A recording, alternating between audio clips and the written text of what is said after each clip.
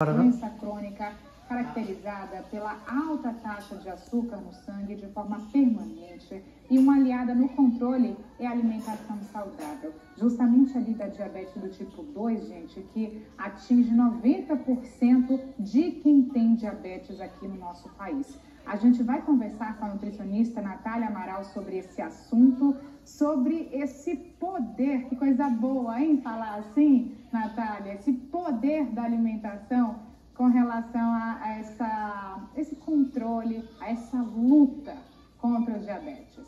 Seja bem-vinda. Obrigada, Olga. Boa tarde a todos. Então, hoje é o Dia Mundial do Diabetes, né? Existem vários outros tipos, como a diabetes gestacional ou diabetes tipo 1, e eu vou falar especificamente dos cuidados, né? Que é do diabetes tipo 2.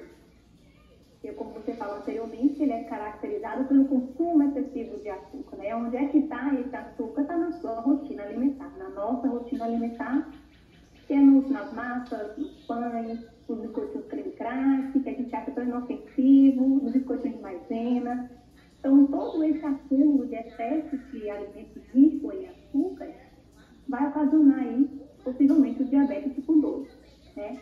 Então, existem alguns caminhos que são essenciais para a gente seguir para tanto controlar, né, como evitar o diabetes tipo 2, que é esse acúmulo de açúcar no sangue.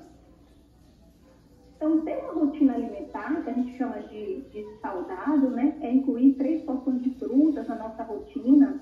O que eu ando percebendo, Olga, é que a nossa vida muito corrida, né, faz com que a gente acaba recorrendo a alimentos muito práticos, né, um saudável na hora do almoço, biscoitos, pães industrializados, e isso afeta a saúde e aumenta a açúcar. Então, o que é importante? É um planejamento. A gente está sempre levando essas porções, né, para o nosso trabalho de frutas, ou as fibras, as famosas fibras que a gente chama, que ajuda no equilíbrio do açúcar aí do nosso corpo. Quais são? Anotem aí que essas fibras, elas são essenciais para reduzir e equilibrar o açúcar no sangue. Chia, a linhaça, a semente de abóbora, a semente de girassol, o psyllium, poucas pessoas conhecem, mas ele tem um poder muito grande sobre o equilíbrio do açúcar no sangue. Aonde usar essas fibras, né? Nas frutas, uma colher de sopa nas frutas ou no suco, até na própria salada, no almoço, você coloca ali em cima da sua salada. As boas gorduras, né, ajudam também no controle do índice glicêmico. Então, você vai almoçar, coloca ali uma colher de sobremesa de azeite no seu prato, as castanhas, o amendoim, nozes. Então, os derivados do coco, né, o óleo de coco, o próprio coco é uma gordura muito boa, né? A gente está consumindo. Então, se a gente for partir de um princípio, que a gente insere esses alimentos, né, tira o excesso de açúcar, começa a inserir as frutas, as fibras, né, os alimentos ricos em boas gorduras, o aumento também do consumo de proteína, a gente come pouco ovo, a gente come pouco queijo. O próprio aumento do consumo dessas proteínas na nossa rotina diária, não só no almoço e no jantar, mas no café da manhã, insere um ovo cozido ou um queijo branco, que também vai ajudar nesse controle glicêmico.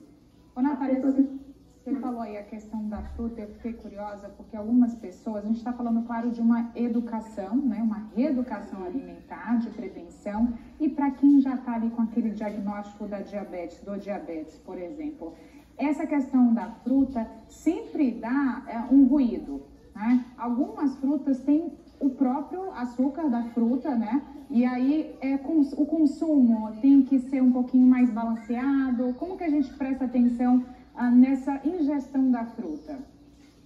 Então, a gente chama de índice glicêmico alto, que é a velocidade que esse açúcar é absorvido no seu corpo.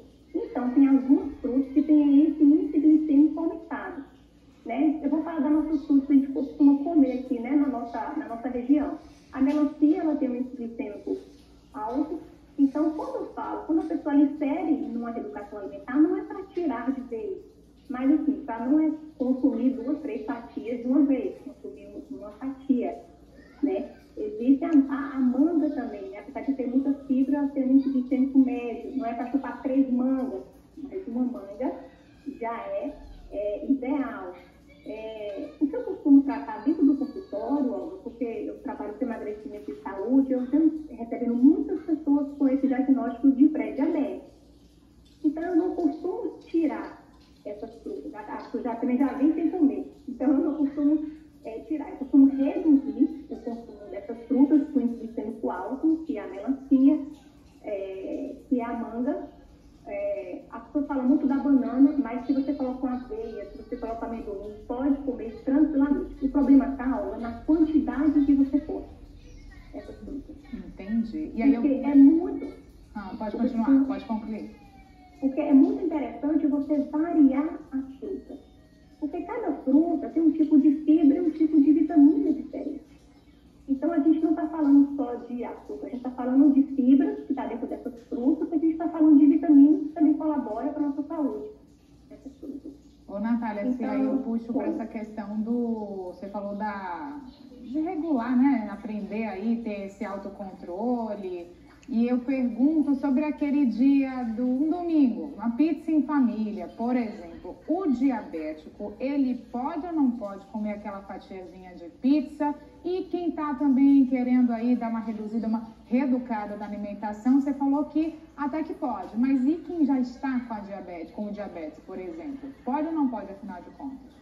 E eu estou entendendo aquele histórico daquele paciente. Ele está dentro de uma reeducação alimentar. Ele está com a medicação e com a glicemia equilibrada, ele pode comer. Fatia, ele pode comer. O problema é quando a pessoa já não tem uma reeducação alimentar, está com sua glicose descompensada, mesmo com medicação. A medicação ela não resolve 100%. Se você quer tomar medicação para diabetes, você precisa também fazer uma reeducação alimentar, né? Para ajudar a controlar esse nível de açúcares. Então, para a pessoa que está com o açúcar descompensado, eu não oriento. Entendi. Para a gente concluir a nossa entrevista, que com certeza, né, ficaríamos batendo esse papo aqui durante um tempão, são muitas dúvidas, as pessoas realmente, né, elas mandam mensagem e tal. E também tem a própria dúvida aqui da apresentadora, mas para a gente concluir, a água nesse processo, Natália, a hidratação, que a gente fala de alimentação saudável, e aí tem que manter o corpo hidratado, né? Tem que manter o corpo hidratado, porque o excesso de açúcar dentro do nosso corpo, ele causa retenção de líquido. Quando a gente está com açúcar alto, isso mexe na osmolaridade, no equilíbrio do nosso líquido dentro da nossa célula.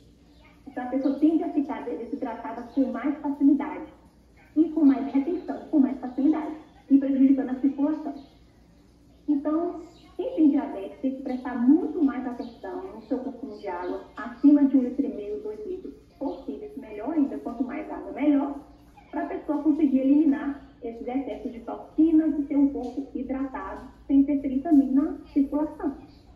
Tem que tomar. Exatamente. Eu falei que seria a última, né? Mas eu lembrei de uma coisa aqui, rapidinho, Natália. Quando você fala naquele pré-diabético, qual o limite? Só pra gente alertar as pessoas. Então, a glicemia em jejum, ela tem que estar, normalmente ela está acima de 126.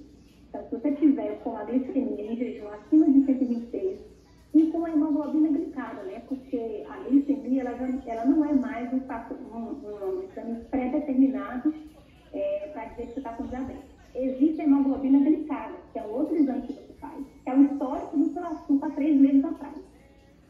Então, essa hemoglobina glicada, o diagnóstico para pré-diabetes é de 5,7% até 6,4%. Então, se você tiver com a glicemia acima de 126, essa hemoglobina glicada acima de 5,7%, você está com diagnóstico de pré-diabetes. Então, tem que, mais do que procurar um médico, né? Procurar um médico, procurar a ajuda médica e, claro, também na nutricionista. Muito obrigada, Natália. Até a próxima. A gente com certeza volta a conversar aqui no nosso Bahia Meio-Dia, no outro momento, mas brigadão, tá? Pela entrevista. Tchau, tchau. Vamos lá para